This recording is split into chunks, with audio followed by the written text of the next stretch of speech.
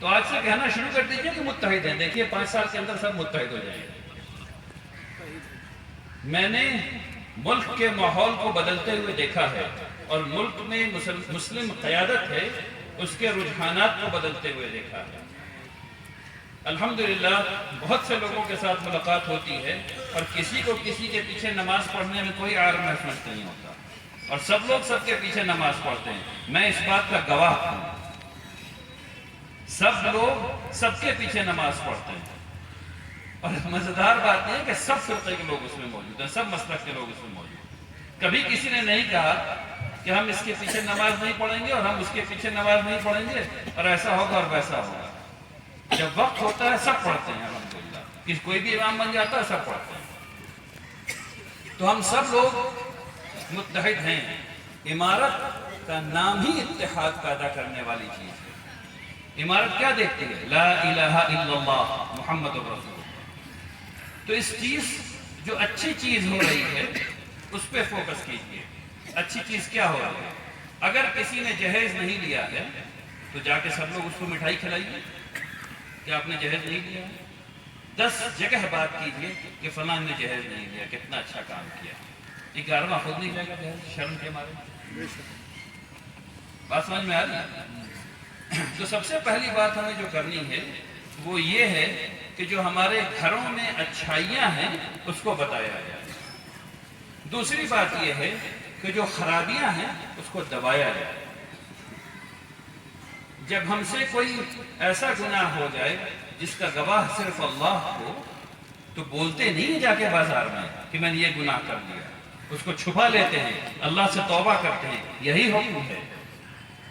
اللہ سے توبہ کرتے ہیں, اللہ سے معافی مانگ لیتے ہیں. بازار میں جا کے بتاتے نہیں ہیں کہ مجھ سے گناہ ہو گیا.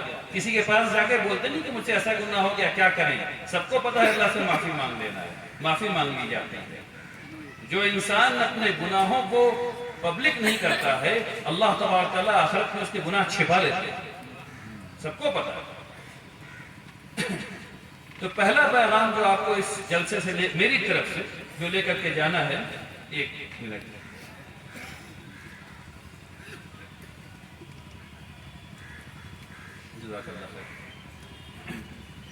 تو جو پہلا پیغام لے کر کے جانا ہے وہ یہ کہ جو اچھائیاں ہیں اس کو بڑھائیے, اس کے بارے میں بات کیجیے, اور جو برائیاں ہیں اس کو دبائیے, اور جو برائیاں ہیں اس کو اپنے معاشرے سے دور کیجیے. تب کامیابی ملے گی.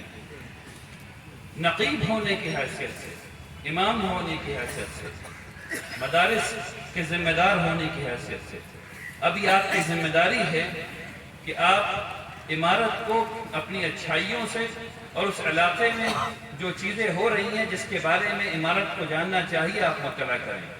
اس کے لیے پہلے زمانے میں صرف یا تو آپ سفر کر کے جاتے تھے یا آپ خط لکھتے تھے. دونوں راستے ابھی بھی کھلے ہوئے ہیں, لیکن اس کے ساتھ ساتھ سوشل میڈیا کا زمانہ ہے, SMS کا زمانہ ہے, واٹس ایپ کا زمانہ ہے. اس کا استعمال بھی کیا جا سکتا ہے. تو ضرور مطلع کیجیے. میں آپ کو 2 واقعہ بتاتا ہوں. ابھی اس سفر میں 2 جگہ 2 الگ الگ نقیب حضرات سے ملاقات ہے. انہوں نے مجھ سے شکایت کی کہ ایسا نہیں ہو رہا ہے. میں نے ان سے پوچھا کہ ایسا آپ نے مجھے کب بتایا کہ ایسا نہیں ہو رہا ہے. انہوں نے کہا کہ بتایا تو نہیں. تم نے کہا بھائی میرے اوپر کوئی وحی نہیں آ رہی کہ مجھے پتا چل جائے کہ ایسا ہو رہا ہے. آپ کو بتانا پڑے گا نا, تب میں کچھ کروں گا. تو بتائیے تاکہ کچھ کیا جا سکے انشاءاللہ. اچھا جو کیا جائے گا اس میں بھی آپ کی مدد چاہیے, اس میں بھی آپ کی مدد چاہیے. دیکھیے امارت کے پاس کوئی ٹیکس کا پیسہ نہیں ہے. امارت کے پاس کوئی اپنا پولیٹیکل سسٹم نہیں ہے. امارت کے پاس کوئی اپنی پولیس فورس نہیں ہے. تو کام کون کرے گا؟ امارت کے پولیٹیکل سسٹم کیا ہے؟ آپ. امارت کا اکنامک سسٹم کیا ہے؟ وہ آپ. چاہے وہ معاشی نظام ہو, چاہے وہ سماجی نظام ہو, چاہے وہ کسی قسم کا نظام ہو, وہ آپ یہی ہیں. ہم ہی لوگ ایک دوسرے کے ہیں بس, اور کوئی نہیں. اور یہ ہم لوگ بہت بڑی تعداد میں ماشاءاللہ, کم تعداد میں. میں لوگوں کو سمجھاتا ہوں کہ صرف مسلمان ہند میں صرف مسلمان جتنے ہیں اگر ملک بن جائے تو وہ 8واں سب سے بڑا ملک ہوگا. اتنے مسلمان ماشاءاللہ یہاں رہتے ہیں. تو اس کو سمجھیے، اپنی قوت کو سمجھیے. جو کام ہم لوگوں کو کرنا ہے وہ بالکل زمینی سطح کا ہے. میں 3-4 باتیں آپ سے کرنا چاہتا ہوں. پہلی بات اور سب سے اہم بات، ہم لوگوں کو ایمان پر کام کرنا ہے. یہ سب سے بنیادی بات ہے. اس کے بعد 3 باتیں اور. ایمان پہ کیا کام کرنا ہے؟ ہم لوگوں کو، اپنے نوجوانوں کو، اپنے گھر میں، اپنے گلی میں، اپنے محلے میں، آپ جس حلقے کے نقیب ہیں، آپ جس مسجد کے امام ہیں، آپ جس مدرسے میں پڑھاتے ہیں، ایک چیز اگر ہم لوگ کرنے میں کامیاب ہو گئے تو تمام لوگوں کی زندگی آسان ہو جاتی ہے، دنیا خوبصورت بننے لگتی ہے.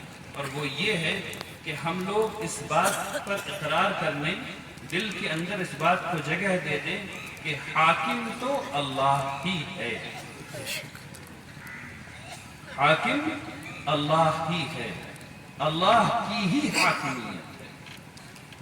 اور اس کو جگہ دینے کے لیے اپنے دل سے بہت ڈھیر ساری ثقافتی چیزوں کو کھرچ کے نکالنا پڑے گا.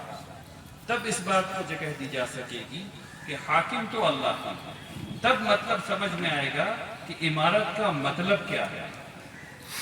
اگر اس بات کا فہم نہیں آیا کہ حاکم، خالق، رب اللہ ہے، بنانے والا، بچانے والا، حکم دینے والا، اگر یہ بات سمجھ میں نہیں آئی کہ اللہ ہے تو عمارت کا مطلب کبھی سمجھ میں نہیں آ سکتا.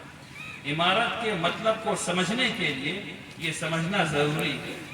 اور ایسے نہیں ہوتا کہ اوپر سے کوئی چیز الہام آ جائے گا.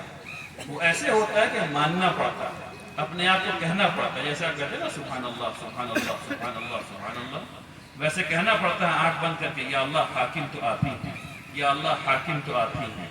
رات میں جب آنکھ کھلے تو یاد رکھیے اس کو، اگر ہم لوگ یہ پڑھ لیا کریں لا الہ الا اللہ وحدہ لا شریک لہ لہ الملک ولہ الحمد وہو علی کل شیء قدیر.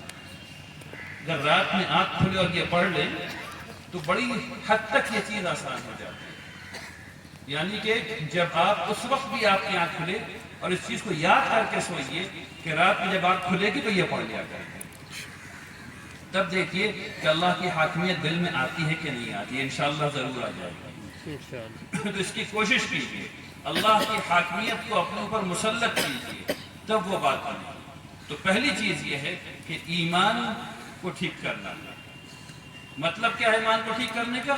اللہ کی حاکمیت کو قبول کر لینا. باقی ساری چیز کتابیں میں لکھی ہوئی، پڑھ لیجیے انشاءاللہ. دوسری بات، اب جب یہ ٹھیک ہو گیا تب تعلیم ٹھیک کرنا ہے. ہم سب، آپ کے ہر ایک علاقے میں، ہر جگہ، ہر محلے میں 43 بچے ان پڑھ ہیں. ہر 100 میں 43 بچے ان پڑھ ہیں. نہ ایک دن وہ مدرسہ گیا، نہ ایک دن وہ اسکول گیا. ہر علاقے میں 100 میں 43 بچے مکمل ان پڑھ ہیں. ہر علاقے میں 3.5 بچے تقریباً ہم لوگ مدرسے بھیجتے ہیں. 3.5 بچے مدرسے بھیجتے ہیں. ہر 100 میں 3.5 بچہ مدرسہ جاتا ہے. تو 4 کر لیجیے، جوڑنا آسان ہو جائے گا. اس کا مطلب کیا ہے؟ اس کا مطلب یہ کہ 53 بچے ہم لوگ اسکول بھیج رہے ہیں. ضلع اسکول، جو بھی آپ کا مقامی اسکول ہے اس میں بھیج رہے ہیں. حیرت کی بات یہ ہے کہ ان 53 میں سے 10ویں جماعت صرف 17 بچے پاس کر رہے ہیں، اور ان 17 میں صرف 4 بچے بیچلرز کر پا رہے ہیں، یعنی BA BSc انجینئرنگ میڈیکل صرف 17 بچے کر پا رہے ہیں. اور ان 17 میں معافی چاہتا ہوں، 17 بچے 10ویں جماعت پاس کر پا رہے ہیں، اور BA BSc میڈیکل انجینئرنگ 4 بچے کر پا رہے ہیں. ہر 100 میں صرف 4 بچے یہ کر پا رہے ہیں، اور ماسٹرز لیول پہ صرف 1 بچہ جا پا رہا ہے. یہ انتہائی غیر مناسب بات ہے. اب وقت نہیں کہ اس کے بارے میں اور ڈھیر ساری باتیں کی جائیں، لیکن اتنی بات آپ کو سمجھ میں آنی چاہیے. آپ نقیب ہیں اپنے علاقے کے، آپ کیپٹن ہیں اپنے علاقے کے. آپ کو جانا ہے، اور دن کے 10 بجے اگر کوئی بچہ کسی گلی میں دکھ جائے، اس سے پوچھیے تمہارے والد صاحب کہاں ہیں.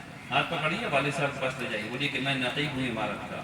آپ کا بچہ امت کی امانت ہے، اللہ کی امانت ہے. یہ ایسے نہیں رہ سکتا. اس کو اسکول کیوں نہیں بھیجا، سو بتائیے. اگر آپ کرنا شروع کر دیں گے اور آپ لوگوں کو ترغیب دیں گے کہ ایسا کرو، اسکول کے وقت میں ایک بچہ روڈ پر میدان میں کھیلتے ہوئے نہیں دکھنا چاہیے، ایک بچہ بھی نہیں دکھنا چاہیے۔ اگر ایسا کر لیں گے تو 100% بچے یا تو مدرسے میں نظر آئیں گے یا اسکول میں نظر آئیں گے۔ کچھ لوگوں کو ادھر کی پڑھائی زیادہ کرنی چاہیے، کچھ لوگوں کو ادھر کی پڑھائی زیادہ کرنی چاہیے، لیکن ہر ایک بچے کو عربی، قرآن، حدیث، فقہ ضرور آنی چاہیے۔ اس کے بغیر مسلمان کا کام نہیں ہے۔ اس بات کو سمجھ لیجیے، مسلمان بغیر عربی کے، بغیر قرآن کے، بغیر حدیث کے، بغیر اپنی فقہ کو سمجھے ہوئے نہیں رہ سکتا۔ اس لیے اتنی چیز تو اس کو پڑھنا ہی پڑے گا، چاہے وہ اس سسٹم میں جائے چاہے وہ اس سسٹم میں جائے۔ لیکن اگر اتنا پڑھ رہا ہے تو دونوں سسٹم میں خیر ہے۔ لیکن کتنی حیرت کی بات ہے کہ وہ جگہ جہاں مدرسہ ہر کوئی چلا رہا ہے، صرف 3.5% بچے مدرسے میں جا رہے ہیں۔ کیوں؟ ہمارے بچے مدارس کیوں نہیں جا رہے ہیں؟ وہ جو 43 باہر ہیں روڈ پر، ان کو کون بلائے گا مدرسے؟ ہم لوگ بلا سکتے ہیں ان کو مدرسے میں۔ اگر ہم لوگ چاہیں تو مدرسے کی تعلیم اور بہتر کی جا سکتی ہے، اور ابھی بھی میں آپ سے کہتا ہوں، مدرسے کی تعلیم اوسطاً کسی بھی اسکول سے زیادہ اچھی ہے، اوسطاً کسی بھی اسکول سے زیادہ اچھی ہے ابھی۔ تو بچوں کو مدارس میں لے کر کے آئیے، بچوں کو اسکولوں میں لے کر کے آئیے، یہ انتظام کیجئے کہ ہر ایک بچے کی تعلیم ہو۔ یہ ہے نقیب کا کام، یہ کام آپ کو کرنا ہے۔ اب دوسری بات، ہمارا ہر 100 میں 45 بچہ، بلکہ اور زیادہ ہوگا کیونکہ مسلمانوں میں غریبی زیادہ ہے اس لیے اور زیادہ ہوگا، لیکن میں بہار کے اوسط کے بارے میں بات کر رہا ہوں۔ ہر 100 میں 45 بچہ جتنا لمبا ہونا چاہیے اتنا لمبا نہیں ہو پا رہا، جتنی عقل اس کی ڈیولپ کرنی چاہیے اتنی عقل ڈیولپ نہیں ہو رہی۔ کیوں نہیں ہو رہی؟ کیونکہ اس کی زندگی کے پہلے 3 سال میں اس کی غذا صحیح نہیں تھی۔ اس کی زندگی کے پہلے 3 سال میں اس کی غذا صحیح نہیں تھی۔ پہلا 3 سال کون ہے؟ پہلا سال جب وہ پیٹ میں تھا، پہلے 3 سال میں پہلا سال جب وہ پیٹ میں تھا، اور 2 سال اس کے بعد تھے۔ اگر آپ کے 45 بچے ہیں، ہر 100 میں 45 بچے کمپیٹ کرنے کی حالت ہی میں نہیں ہیں، تو کیجئے گا کیا؟ کیسے کمپیٹ کیجئے گا؟ کیسے مقابلہ جاتی امتحانات میں نمبر دیکھے جاتے ہیں بھائی؟ کہاں سے آئے گا نمبر؟ اس کو اسٹنٹڈ گروتھ کہتے ہیں، اسٹنٹڈ گروتھ۔ اگر وہ اتنا اونچا ہی نہیں ہوگا تو کسی پولیس فورس میں نہیں جا سکتا، اگر اتنا اونچا نہیں ہوگا تو کسی ملٹری میں نہیں جا سکتا، ایئر فورس میں نہیں جا سکتا، بات ختم ہو گئی۔ دروغہ نہیں بن سکتا، بات ختم ہو گئی۔ تو 100 میں 45 تو ایسی چھڑ جائے پہلے ہی، کیونکہ پہلے 3 سال ہم نے ان کی فکر نہیں کی۔ ان کی فکر کرنے کا مطلب یہ ہے کہ پہلے 3 سال اپنی بیٹیوں کو، اپنی بہوؤں کو خوب خیال رکھیں، خوب اچھا کھانا کھلائیے، اور جب بچہ پیدا ہو جائے اس بات کا خیال کیجئے کہ ان کو کھانا اتنا ہی اچھا ملتا رہے، کیونکہ وہ جو دودھ ہے اس کو کہتے ہیں انگریزی میں $1,000,000 فارمولا، دنیا میں بنا ہی نہیں جا سکتا، اللہ نے بنایا بھائی، اللہ نے بنایا، ٹھیک ہے نا؟ تو پہلے 3 سال ان کی غذا کا خوب خیال رکھیے تاکہ 45 کے ایوریج گھٹ کے 0 ہو جائے، اور کر سکتے ہیں، کون سی بڑی بات ہے۔ ہر مسجد میں صبح اور شام لنگر کا انتظام کر دیجیے، کھانے کا انتظام کر دیجیے، جس کو بھی کھانا، جس کو بھی بھوک لگی آ جاؤ کھا لو۔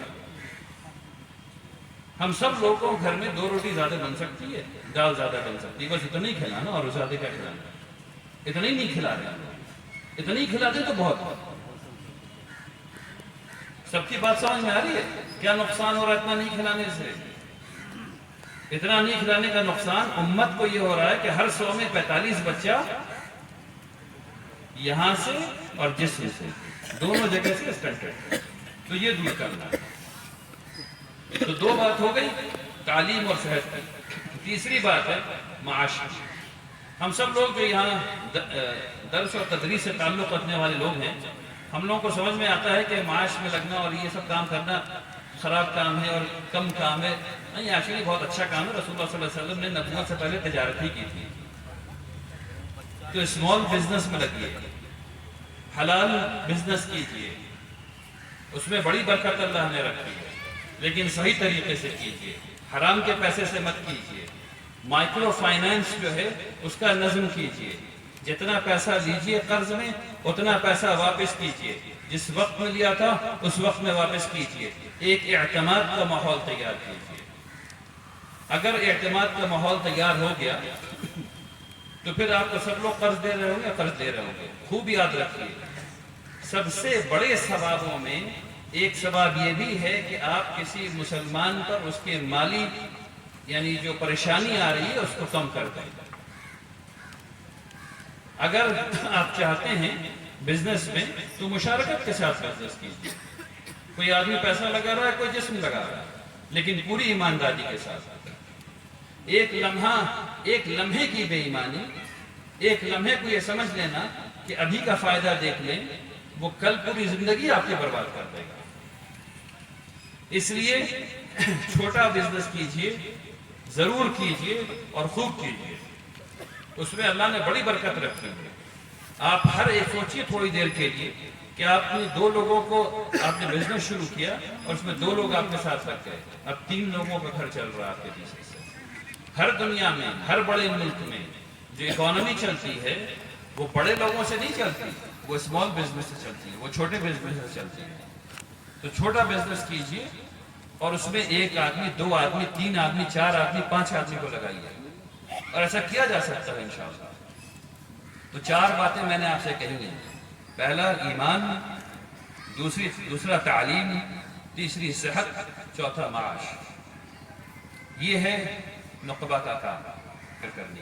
اس کے بارے میں آپ کو سوچنا ہے اور اس کے بارے میں عمارت کو سوچنا ہے کہ ہم اس سلسلے میں کیا تربیت دے سکتے ہیں تاکہ یہ آپ اس تربیت کے ذریعے اس کام کو آگے بڑھا سکیں.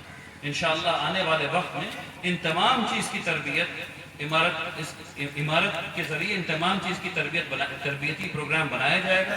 اور انشاءاللہ جو لوگ خواہش مند ہوں گے ان کو یہ سب تربیت دی جائے گی انشاءاللہ.